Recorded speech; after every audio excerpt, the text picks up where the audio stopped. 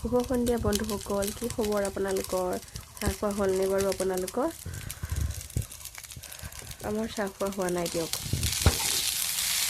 দিনটোৰ কামৰ মাজতে আপোনালোকৰ ওচৰলৈ এটা ভাল কণ্টেণ্ট লৈ আহিবলৈ সদায় চেষ্টা কৰোঁ, আৰু সেই চেষ্টাৰ মাজেৰে আজি এটা ৰেচিপি ভিডিঅ' লৈ আপোনালোকৰ ওচৰত পাইছোঁহি।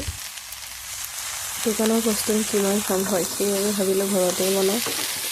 স্বাস্থ্যৰ পক্ষেও ভাল, দোকানৰ বস্তুবোৰ ইমান ভাল নহয়। সেইবাবে ছোৱালীজনীৰ কাৰণে মই এনেকৈ ঘৰতে কিছুমান সৰু সৰু বস্তু বনাই দিওঁ, যাতে তাইৰ মনটোও ভাল লাগে আৰু দোকানৰ বস্তু বিচাৰি নাথাকে।